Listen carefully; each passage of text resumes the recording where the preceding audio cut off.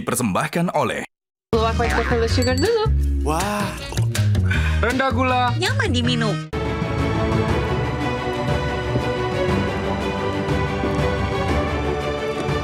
Selamat malam para pemirsa, ketemu lagi di Hot Room.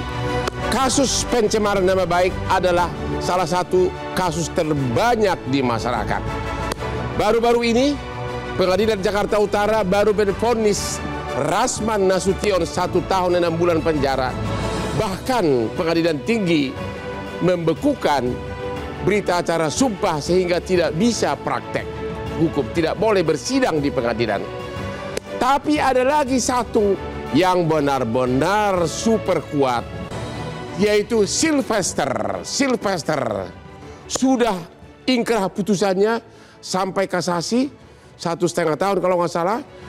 Anda bisa bayangkan 3 putusan pengadilan negeri, pengadilan tinggi, Mahkamah Agung, semua judulnya ira-ira demi keadilan berdasarkan ketuhanan yang Maha Esa. Namun sampai sekarang tak kunjung dieksekusi. Siapa di balik ini? Kami mendengar bahwa Bapak Jaksa Agung benar-benar serius mau mengeksekusi beliau. Tapi apakah Pak Jaksa Agung itu ada hambatan politik atau kekuasaan? Inilah Hot Room.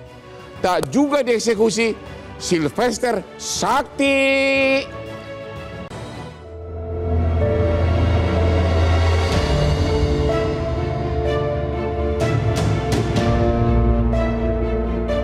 Drama hukum Sylvester Matutina terus berlanjut.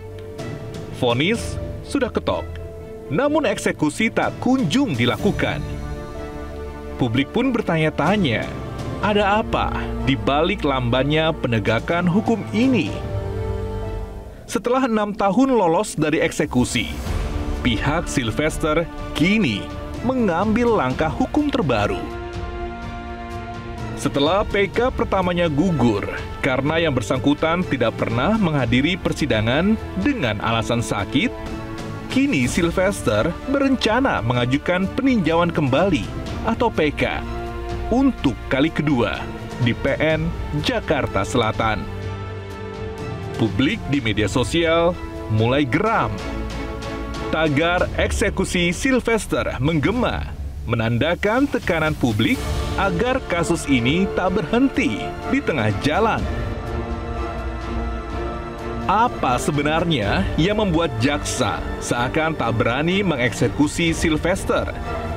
Apakah kejaksaan melakukan praktik tebang pilih dalam melakukan penegakan hukum?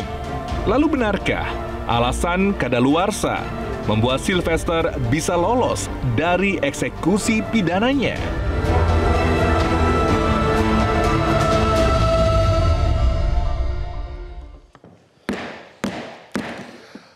Kalau ada orang kebal eksekusi, kalau Hotman kebal, otaknya tetap daya ingatnya tinggi. Ratusan perkara, hampir semua perkara bisnis kelas kakap di Indonesia ini Hotman yang pegang. Hampir semua naga, konglomerat, Hotman pengacaranya. Bahkan bahkan presiden kita pun, Bapak Prabowo adalah mantan klien saya selama 25 tahun. Apa sih rahasianya? Rahasianya adalah kopi luwak hitam premium. Saya seperti umur 30 kan, walaupun sudah praktek sebagai pengacara 43 tahun, kopi itu khasiatnya membuat lebih muda. Kopi luwak hitam premium. Mantap. Pak Hamid, halo melalui Zoom. Halo Pak Hamid. Halo Pak Hamid. Halo, apa kabar Mas? Pak. Aduh, ternyata Bapak bekas Menteri Hukum kita ini masih muda, masih ganteng ya. Apa kabar Pak? Waduh. Oke. Baik, alhamdulillah. Kami mendengar Bapak ini adalah sahabat dari keluarga Yusuf Kala.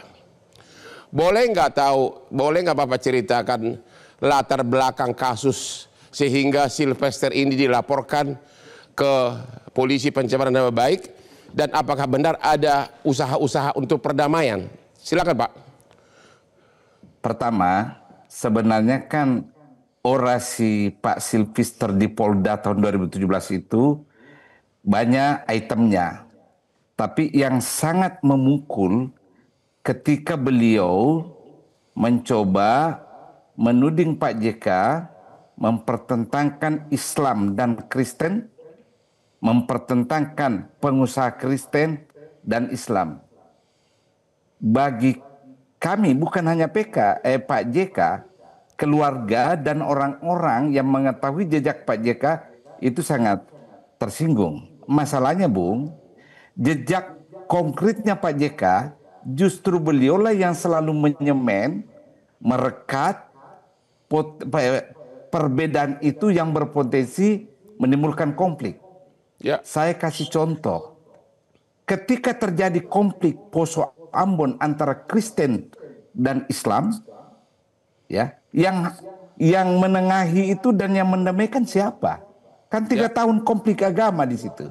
Ya. Lalu Ambon, Pak JK yang pasang badan semua. Ya. Ya, itulah sebabnya ketika Pak Silvester berorasi 2017, yang tergugah itu bukan hanya keluarga Pak JK dan temannya, para pendeta yang ada di Poso dan Ambon yang dulu dirujukkan oleh Pak JK itu mengatakan, kok Pak JK diginikan?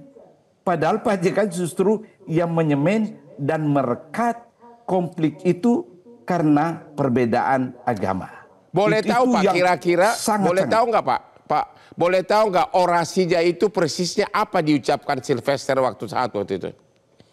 Ya, Bapak kan bisa lihat kan, ada di YouTube itu, ada di sosial media bahwa Pak JK dituding bermain mempertentangkan Islam Kristen dalam rangka memenangkan pilkada.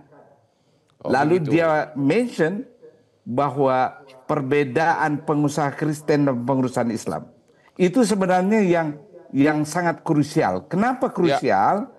Begini, negara kita ini kan sensitif soal isu SARA, Bung Hotman ya. Ya. Nah, Pak Silvester mainkan justru isu SARA itu memfitnah Pak JK. Ya. Karena itu orang-orang sekitar Pak JK, teman-temannya, terutama keluarga, tidak bisa terima itu. Karena bertolak belakang dengan kenyataan yang ada, bertolak belakang dengan apa yang dilakukan Pak JK. Kita kan semua tahu, yang pasang badan, yang berikhtiar merujukkan, ya, melakukan kohesi sosial di Poso dan Ambon, itu adalah Pak Yusuf Kalla. Dan ingat Bung ya, harga yang dibahas Pak Yusuf Kalla soal ini. Malnya di Makassar dibom Pak oleh kelompok Islam. Ada yang meninggal karena dianggap berpihak ke Kristen. Lalu showroomnya dibom oleh kelompok yang sama Pak. Ya. Jadi adalah sangat-sangat menyakitkan itu ucapan yang menuding Pak JK bermain mempertentangkan agama dalam rangka memenangkan pemilihan kepala daerah di sebuah provinsi. Itu yang tidak bisa diterima itu. Oke. Apakah benar ada usaha-usaha perdamaian dan apakah akan ada perdamaian kalau Silvester datang minta maaf? Oh, pasti dimaafkan, tapi dalam konteks hubungan sosial. Tidak ada hubungannya berminta maaf dan dimaafkan itu dalam konteks hukum. Itu dua hal berbeda, Bung Hotman. Jadi Bapak sebagai sahabat dari Pak JK tetap proses hukum harus dilaksanakan, begitu? Ya, tetap proses hukum itu jalan. Karena ini kan Bapak tidak mungkin lagi. Bapak sebagai mantan Menteri Hukum yang terkenal dan ganteng, apa yang Anda ketahui kok bisa begitu saktinya Silvester ini sampai melawan mantan Presiden Wapres pun bisa tetap dia kebal, tidak bisa dieksekusi. Apa yang terjadi menurut pengamatan Bapak? Pertama, saya tidak tahu apa yang terjadi di kejaksaan. Minimal yang ada dalam persepsi saya, koordinasi institusional antara Kejaksaan Agung dengan jaksa eksekutor di Jakarta Selatan itu tidak ada. Karena latar belakangnya, kronologinya, tanggal 4 Agustus, Humas Kejaksaan Agung mengumumkan akan segera mengeksekusi. Ya, pada saat yang sama Komisi Kejaksaan juga mengatakan hal itu.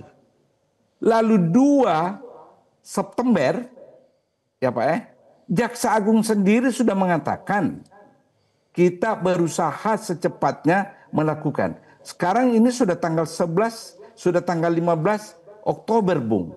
Ya. Jadi memang kita bingung. Apa sesungguhnya yang terjadi dalam tubuh kejaksaan ini? Kalau ada masalahnya, lebih baik diumumkan ke publik. Karena isu ini sudah menjadi domain publik. Bapak sebagai politisi, saya yakin Bapak Jaksa Agung orangnya terkenal berani. Bapak Jaksa Agung terkenal berani. Apakah Bapak melihat Bapak Jaksa Agung ada pengaruh kekuasaan atau politik dari luar kejaksaan? Kalau berlarut-larut begini, interpretasi seperti itu tidak bisa dihilangkan, Pak. Pasti ada interpretasi itu. Karena sudah tidak logis ini segi kronologi waktu. Beda kalau Kejaksaan Negeri sebagai eksekutor mengumumkan kepada publik kendala apa yang dialami sehingga tidak bisa dieksekusi. Ini kan tidak ada penjelasan ke publik. Itu masalahnya di situ. Apakah apa yang Anda dengar dari Pak JK sendiri, apakah Pak JK marah sekarang ini atau tidak terima, tidak bisa dieksekusi, atau biarkan aja apa yang terjadi whatever, sera-sera? Reaksi emosional Pak JK sama sekali tidak ada. Dia hanya mengatakan biarkanlah hukum berjalan. Dia tidak ada reaksi marah, tidak ada reaksi kecewa. Dia hanya mengatakan ini sudah ranah hukum, ya.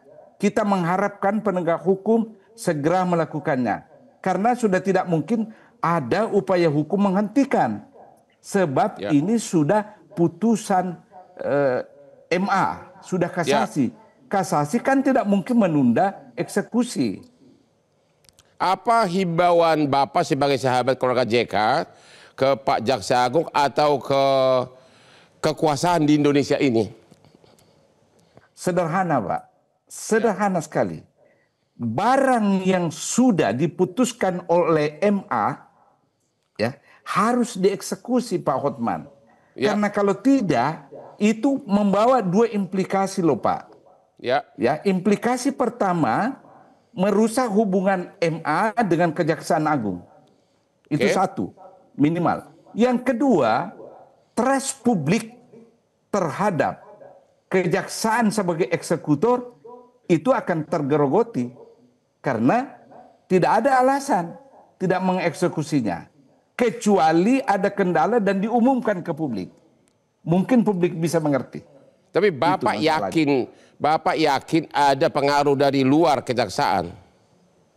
Ya, dengan melihat kronologi waktu ini, Pak, tidak bisa kita hilangkan itu penafsiran. Tidak bisa, Pak.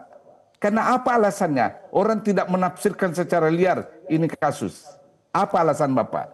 2 bulan lalu saya masih mengatakan mungkin ada masalah administrasi, mungkin ada kendala teknis.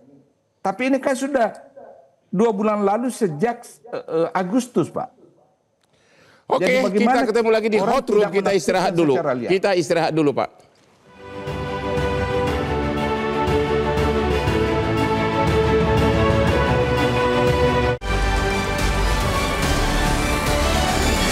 Jelajahi cara baru mendapatkan informasi. Download Metro TV Extend sekarang.